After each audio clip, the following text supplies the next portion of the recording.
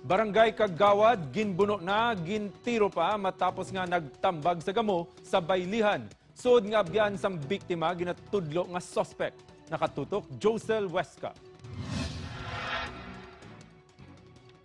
Duha ka buno sa tiyan kag tiro sa ulo ang naagom ni Barangay Kagawad Edgardo Montañez, 66 anyos. Sa investigasyon sang Hamtig PNP may komosyon nga natabo sa baylihan sa Barangay Bungbungan 3rd. Gintawag si Kagawad Montañez para mahusay ang gamo nga naulamid ang iya hinablos. Nariglong una nga gamo pero mati-untion nagbaisay si Barangay Kagawad Montañez kag suspek nga si Ninito Sir Nicola.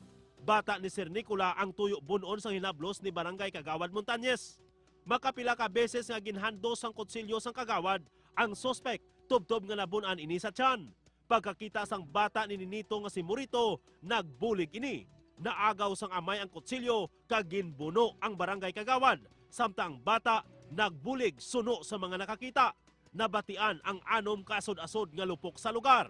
Tabuan nga may commotion pagid nga naglungtad in between the suspects kag tana nga nagresulta sa pagkabuno kang sara sa mga suspect kag pagkatiro. Gindala sa ospital si Ninito Sir Nicola, samtang sa follow-up operations gindala sa police station ang Magbayaw. Ginpanginwala nila nga nagpuli sila sa pagpatay sa kay Barangay Kagawad Montañez. Barak man kung anong tabuan mo.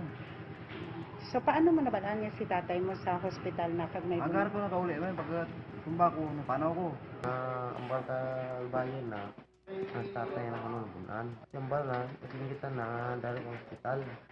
Ginaestablisar pa sang Hamtig PNP kung sino ang dugang nga kasuhan sa pagpatay kay Barangay Kagawad Edgardo Montañez. Balita sa probinsya sang Antique, Josel Huesca, One Western Visayas.